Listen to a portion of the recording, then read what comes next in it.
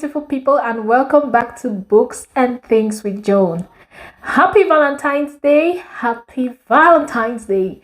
Happy Vals! I don't know why I'm so excited for today. I love this episode already.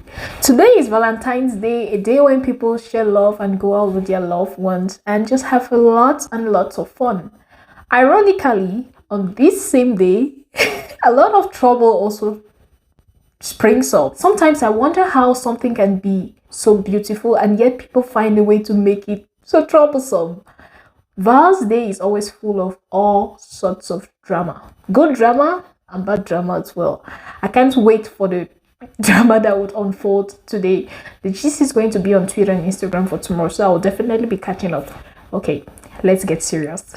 For today's episode, I chose a book that I've always wanted but didn't have easy access to.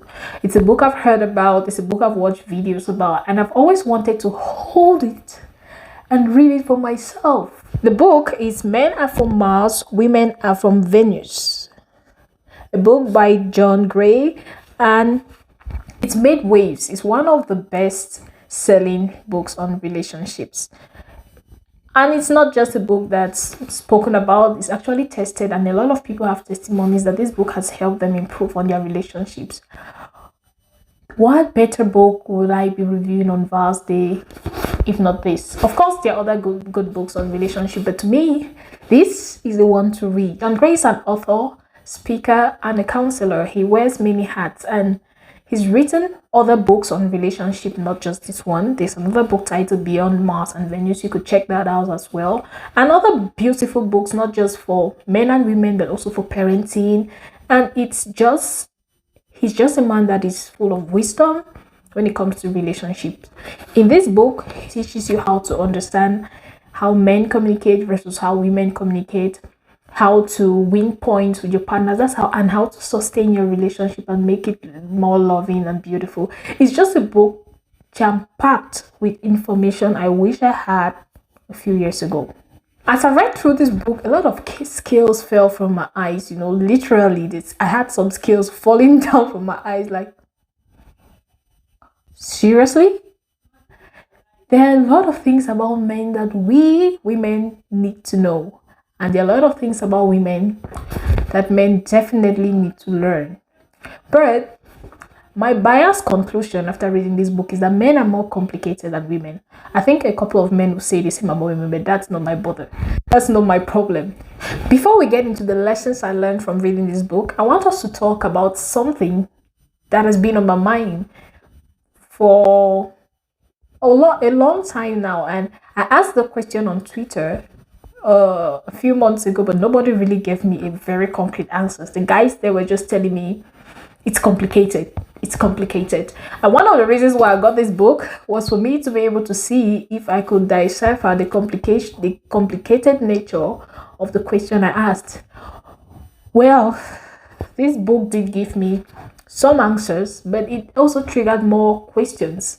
In the book, John Gray talks about men going into their caves when they're stressed or they have a problem or they're trying to figure something out. So usually when a woman is stressed and she has trouble, she wants to talk about it. She wants to share with her friends. She wants to share with her family. She wants to share how she feels. That's how she processes it and gets to feel better. Alternatively, a man, when he has problems, when he's going through stuff, all he wants to do is to stay alone. He doesn't want to talk about it. He doesn't want you giving him advice. He just wants to figure things out by himself. And this area, this gray area where men go to whenever they have their issues, John Gray terms the cave. Like, it's a cave where a man goes and sits and thinks about whenever they're stressed. If you've noticed, it's a couple of times, probably the man in your life or your brothers, when they're stressed, they become quiet and ice cold. Sometimes you're talking to them, it's like you're talking to the wall. They don't respond, and some of them just disappear. You don't know where they've gone. They are just inactive. They are not themselves, so to speak. The question I asked on Twitter was, why do men ghost women? And now I want to go further with that question. What is the difference between a man ghosting a woman and a man going into his cave? Because in the book, John Gray gives this analogy of the men going into their caves and all of this. But it almost seems the same like when a man ghosts a woman. Yes, I know ghosting is a little bit severe, but where do you draw a line as a woman or as a man to say, okay, this is me going into my cave and this is me ghosting you? I'm actually confused about this, and if you have a book that can help clarify this, or if you have somebody that has spoken about it, please help me suggest it in the comment section. Let me clear my doubts and a few doubts of the other people I know who have posed me the same questions. Or if you have an answer yourself, you could just put your thoughts or your responses in the comment section, and I would love to have an answer to this question. Now let's get into the book for real. While I went through the book, I was just thinking of what content could I give you today that's going to improve your relationship if you're in one, or help you better prepare for a relationship if you're about to get into a relationship yourself. And I didn't want to bring out lessons like my other videos. I wanted to do something that's more practical and you easily resonate with every single person. So this segment, I decided to title Relationship Myths. Like there are a few myths. Why do I pronounce it myth? Is it myths? It's hard to say myths with a sorry, myths, which we all have, and how we can better improve on our relationships based on this myth. First relationship myth: arguments make us stronger. If you're in a relationship and you don't argue, it's very possible that once or twice you're going to ask yourself, is this a relationship? Or if you try to talk it out with your friends and you're like, oh, my boo and I, we don't really fight, we don't really have fights that way, people are going to think you're crazy, because there's this assumption or presumption that for your relationship to be able to get better, you have to fight. You have to like have quarrels and heated conversations for your relationship to be able to get better. But that's just a myth. It actually isn't true. Now, don't quote me wrong.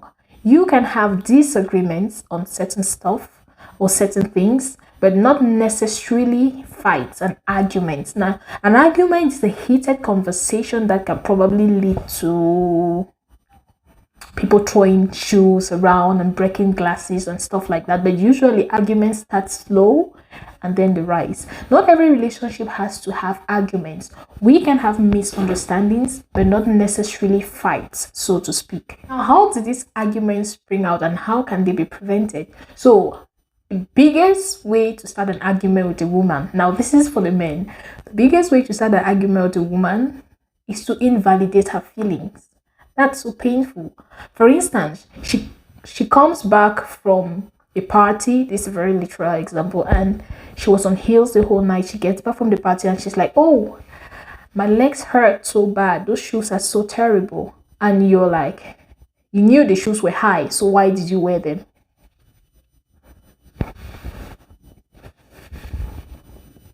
Ah, uncle, you don't have heart. I mean, you cannot be so unempathetic. She's complaining about the situation which she is in. Her feet hurts from wearing heels the whole night.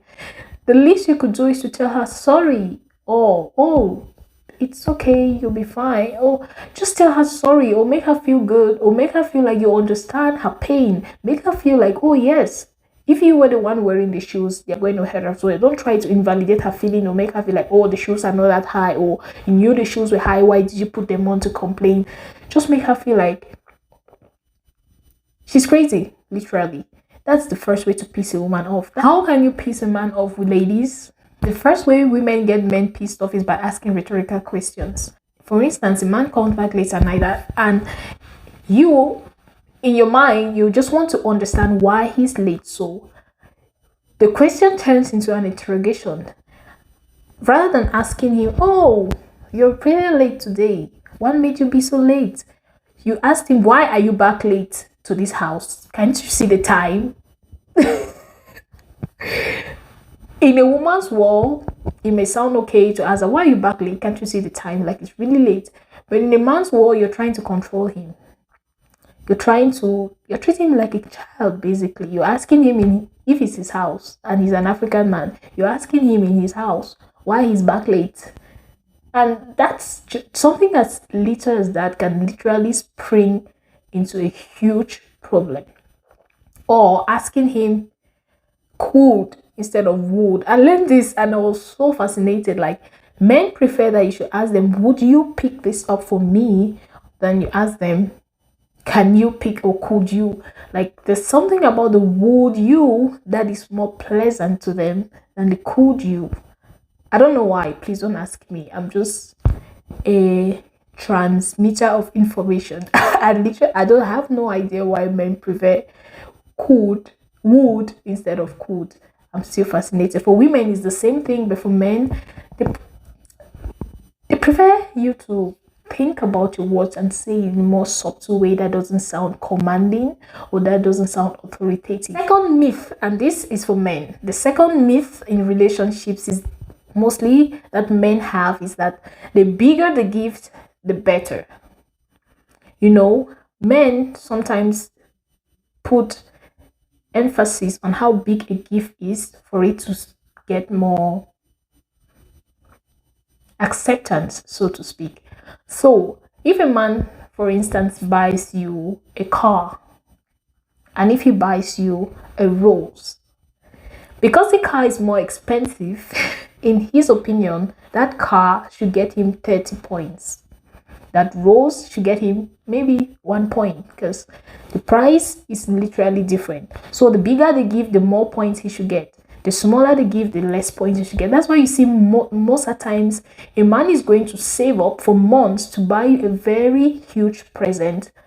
Meanwhile, what women really want are tiny presents throughout the month leading up to the day. Whether you buy her a big car or you buy her a rose, it scores 1 point. If you buy me a rose today and tomorrow you buy me a car, you scored 1 point today for buying me a rose, and tomorrow you score a 1 point for buying me a car. And the day after, if you get me a beautiful gift card, you score another point. So then for you to take that money and buy her one car once a year, split that money 365 days and give her a rose today, a card tomorrow, a makeup kit the day after, bone straight head after, and just keep throwing gifts around every single day. It makes her feel happier and you gain more points than for you to just get a huge gift and feel like, okay, I bought you bone straight hair on the 14th of February. Expect nothing from me till the end of the year. That's just 1 point. So you better start saving up to buy the next gift for next month. The third myth for when it comes to relationship, the third myth is asking makes you a gold digger. And this is for the women. Asking makes you a gold digger. It's hard for a woman to easily ask for stuff. Now, don't get me wrong, there are women who are very demanding. But on average, a woman expects the man to know what she wants and give it to her. She doesn't want to have to ask you for it because she feels like she's, one, forcing herself, two, being a gold digger and being overly demanding and stuff like that. So usually you see a woman who won't ask for anything, and even if she's in dead need. The woman who does ask, because most women don't ask, is seen as a gold digger or a whatever name you choose to give her. Like, she's seen like somebody who is so exploitative because she tends to ask.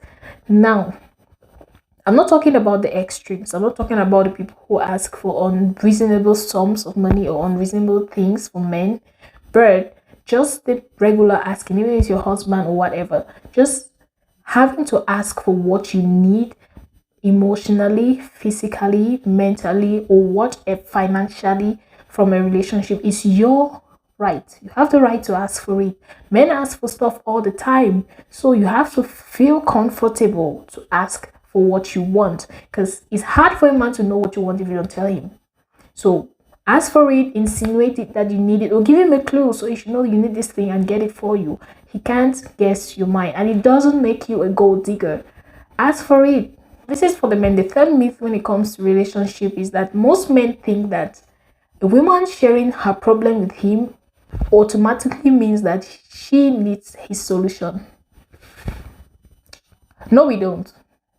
When a woman shares her problem with you, sometimes she already has the answer. She's just looking for somebody to talk to. It's not every single time that she tells you about her financial problems, her emotional problems, or physical problems, or work problems that she wants you to solve it.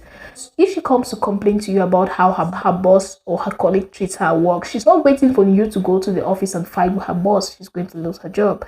She's not waiting for you to tell her how to deal with that colleague to make the matter better. She's just sometimes, don't get me wrong, sometimes she's looking for advice. Other times she's looking for a listening ear. Before you decide whether you want to, what she wants is an advice or listening ear, give her a listening ear. Just listen to what she's saying. Don't give no advice. Just listen and nod and say, oh, really? Oh my God, is that what your colleague did? That's so bad. Like, just be in the conversation and don't give any advice. If she wants your advice, she'll definitely ask for it. Relationships are beautiful, you know. They're very beautiful, especially when you get to understand the opposite, your partner. You get to understand the other person. It makes life easy and enjoyable, and you get to see that what you fight about and things you argue about really don't matter. The best way for you to be able to improve your relationship is for you to get knowledge. Even the Bible says it, that my people perish for the lack of knowledge. Get knowledge. Get knowledge through books. Get knowledge through online videos. YouTube is jam-packed with videos about relationships. Some are not good, but most of them, especially the ones I watch, are very helpful. You can get more understanding of the opposite sex. Now, men and women are completely different beings. How we survive together is to complement each other and understand each other's mannerisms and cope with them. Avoid all these fights. Relationships are not supposed to be war. If yours is war, think about solving it, and if the solutions don't work, I won't tell you what to do next, but you're smart enough to make decisions for yourself. Thank you very much for watching this episode. I wish I could make it longer, but there's so much about an author's book I can share. I wish I could share more, but we're limited. Thank you so much for watching. If you haven't subscribed, please click on the subscription box and don't forget to click on the notifications so you can receive notifications about my videos every single Monday. Very excited to have you here, and thank you every single person who has subscribed this far. I appreciate your comments. I appreciate your support.